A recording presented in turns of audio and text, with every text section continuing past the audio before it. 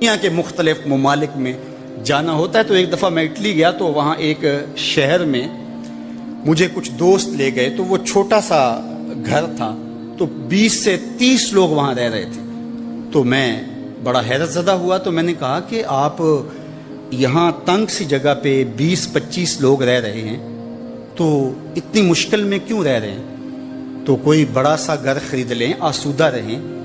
تو انہوں نے کہا کہ جناب آپ ہمارے علاقے میں جا کے دیکھیں, 5-5 کنال کے گھر ہم نے وہاں شروع کیے ہیں. ہم یہاں کمائی کرنے آئے ہیں, عیش کرنا تھوڑے آئے ہیں. ہم تو چند سالوں کے لیے یہاں آئے ہیں, اس لیے ہم یہاں سے کماتے ہیں, بھیجتے وہاں ہے جہاں ہم نے ہمیشہ جا کے رہنا ہے. میں نے کہا یہی تو میں سمجھانے آیا ہوں. جزیرہ تھا, وہاں کا سیاسی نظم یہ تھا کہ سال کی آخری تاریخ کو جو ان کا موجودہ بادشاہ ہوتا اس کو جنگل میں چھوڑتے اور نیا بادشاہ لینے کے لیے وہ ساحل پہ آ جاتے. جو پہلا شخص ساحل پہ اترتا اس کو اپنا حکمران مان لیتے.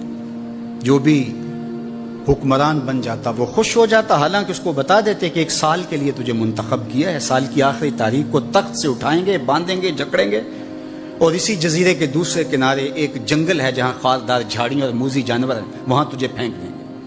وہ بھول جاتا, کہتا دیکھی جائے گی.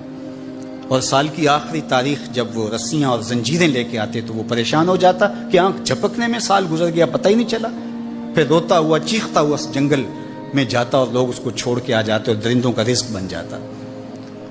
اور جو بھی آتا اس نے کبھی انکار نہیں کیا تھا. پہلی بار ایسا ہوا کہ جس شخص کو انہوں نے ہار ڈالے, گارڈ آف آنر دیا, تعظیم تکریم دی, سیلوٹ کیا, اس نے کہا یہ سب کیا ہے؟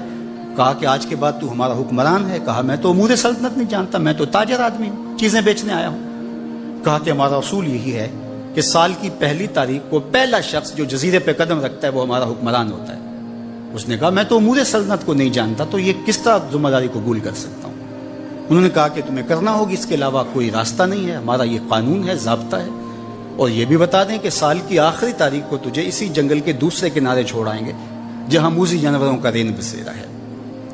تو اس نے کہا اگر انجام اتنا دردناک اور خطرناک ہے پھر تو میں بالکل جانے کے لیے تیار نہیں ہوں. تو انہوں نے کہا تو چاہے نہ چاہے باندھ کے بھی تخت پہ بٹھانا پڑا تمہیں بٹھائیں گے. اس نے کہا اچھا مجھے یہ بتاؤ کہ سال بعد میری بات مانو گے یا نہیں؟ انہوں نے کہا کہ ہاں, قانون میں تو ترمیم نہیں کر پائے گا, لیکن یہ ہوگا کہ تیرے انتظامی حکم ہم ماننے پہ مجبور ہوں. اس نے کہا ٹھیک ہے, میں تمہارا حکمران بننے کے لیے تیار ہوں. رومی بولتے ہیں کہ جب بھی کوئی شخص تخت نشین ہوتا تو وہ بھول جاتا کہ میرے 7 سال کی آخری تاریخ میں کیا ہونے والا ہے. وہ عیش و عشرت کرتا اور یوں وقت گزارتا, سال کی آخری تاریخ آنکھ جھپکنے میں آ جاتی. لیکن یہ پہلا شخص تھا تخت نشین ہوتے, اس نے پہلا حکم نامہ جاری یہ کیا کہ کمانڈوز بلائے جائیں. بلائے گئے, کہا اس جنگل میں چلے جاؤ جہاں تم بادشاہوں کو پھینک کے آتے ہو اور وہاں کے موذی جانور کاٹ ڈالو. پھر بلدیہ کے ملازمین بلائے, کہا جاؤ جا کے وہاں کی جھاڑیاں کاٹو. پھر معمار بلائے, کہا جا کے وہاں محل تیار کرو. کچھ لوگوں کو بلایا, کہا جا کے وہاں پھول لگاؤ, پھلدار درخت لگاؤ, سایہ دار شجر لگاؤ. پوری حکومتی مشینری اس جنگل کو کٹوانے, وہاں کے موذی جانور قتل کروانے اور وہاں خوبصورت محل بنوانے, کنویں کھدوانے اور پھلدار درخت لگوانے میں صرف کر دی. اب سال کی آخری تاریخ کو جب وہ زنجیریں لے کر آئے تو اس نے کہا کہ مجھے کیوں جکڑتے ہو, میں خود جانے کے لیے تیار ہوں. اس لیے کہ یہ اس تخت پہ آرام سے نہ بیٹھا, یہاں بیٹھ کے تیاری وہاں کی کرتا رہا جہاں اس نے جانا تھا. کافر اور فاسق دنیا کے تخت پہ عیش کرتا ہے, بھول جاتا ہے کہ میں نے کہاں جانا ہے.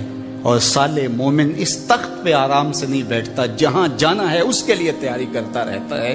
اور جب جنازہ اٹھتا ہے تو وہ کہتا ہے اجلوا بی ولا تؤخروا بی, دیر نہ کرو مجھے جلدی لے جاؤ, میرا تو وہاں انتظار ہو رہا ہے. اور پھر جب وہ وہاں پہنچتا ہے تو القبر روضۃ من ریاض الجنہ, وہ جنت کے باغوں میں سے باغ بن چکی ہوتی ہے. وہ سارے تھور, ساری جھاڑیاں, ساری آگ اور وہاں کے سارے بھڑکتے ہوئے شعلے بجھا چکا ہوتا ہے اپنے اعمال کے لشکر بھیج کے. ہم نے دیکھنا ہے کہ ہم یہاں آخرت کے لیے کچھ بھیج رہے ہیں کہ یہی سب کچھ لٹا رہے ہیں.